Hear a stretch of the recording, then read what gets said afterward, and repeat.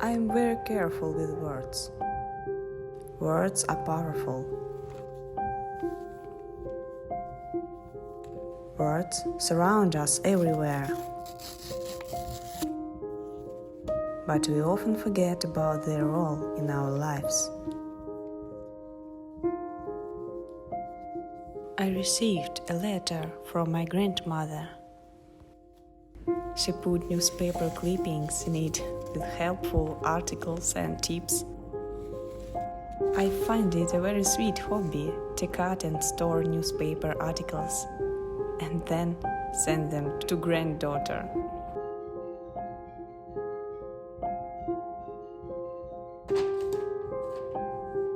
Some articles were published more than 10 years ago. Wow, that's great.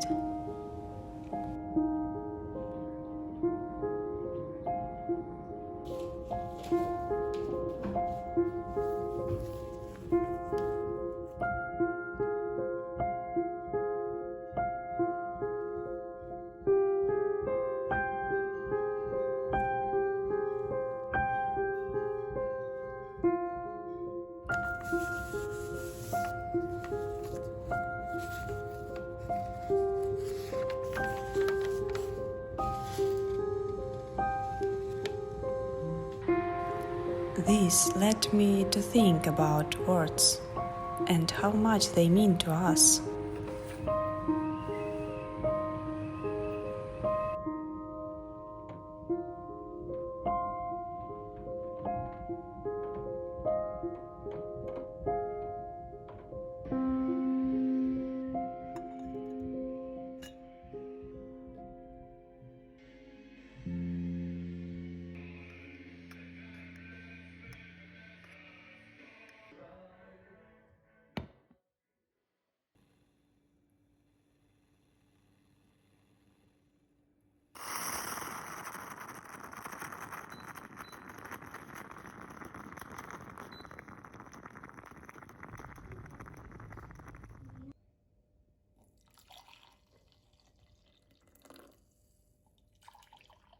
Let's pour ourselves a hot drink and reflect a little.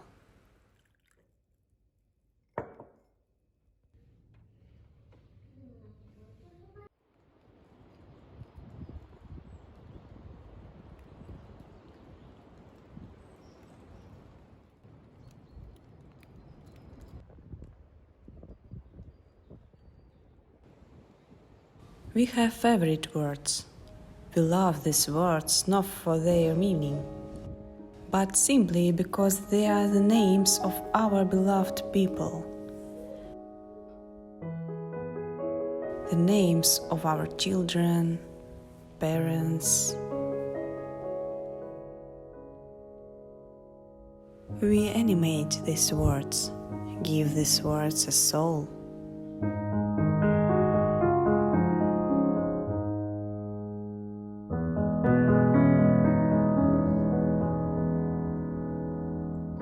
There are also words with meaning, significant words. True, honor, words that motivate our spirit. And there are all phrases that describe our attitude to life. We often say these phrases to ourselves if we are in trouble.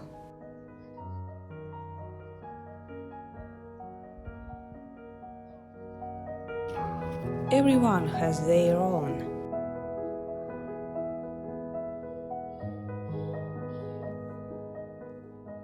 Each of us has words that makes us nostalgic.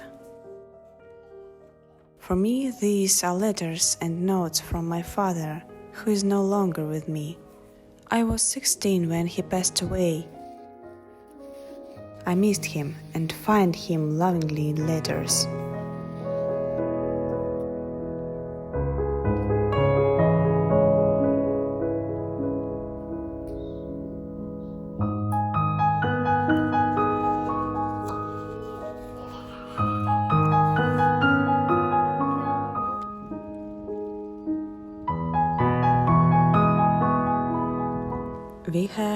read books. We are different and we love different books. This is wonderful. We find books that teach us about life and influence our worldview, grow us as a person. My favorites are Leo Tolstoy's War and Peace, Valentin Pickle's Barbarossa, and Fanny Fleck's Fried Green Tomatoes and the Whistle Stop Coffee. Yes, I agree, this is an amazing mix. There is a book that I wrote myself. It became my first step on the path to my cherished dream to become a writer.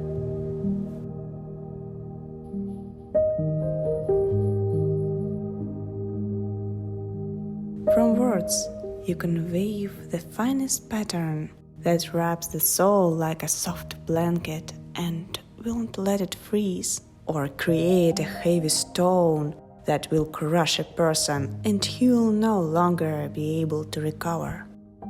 Please be careful with your words. Words are our tool. In good hands, they work wonders. You can put feelings and soul into words and convey this to your loved one who is now far away. I love writing letters to my grandmother. It brings us both pleasure. It is our secret language. We share memories, feelings, worries, and then after a while we reread these letters because they became our story and fill us with pleasant nostalgia. Yes, I know it might sound old-fashioned, but for me, this way of getting peace of mind works. Journaling helps some people to regain balance, but writing letters works better for me. I started keeping a diary many times, but it never was long. Eventually, I gave up this activity, but I have been writing letters to my grandmother for 10 years. I like to share thoughts, worries, dream, think about the meaning of life. I like to do this not alone, but mentally talking with the loved one. It calms my spirit. It might work for you too. Try handwriting a letter to your close friend. Maybe this is what you need now. Write about what worries you. You know, you don't even have to send the letter if you don't want to. Try to just write it for yourself. This is a great way to understand ourselves and what we really want out of life. We put our thoughts on paper and words, and then we see ourselves from the outside. We read ourselves with different eyes, especially after a while. It helps you to see yourself with a fresh perspective. You know, when I lost part of my new book, I experienced a deep tragedy inside and was able to get out of this hole with the help of letters. I wrote about my feelings to my grandmother and friends, and I feel like I'm cut bad thoughts into pieces, and they stopped spinning in my head, turning into words on paper. This is why I take good care of my words. Words are powerful, but if you put them on paper, they remain to live in it, and you decide to raise them from there to your head or not.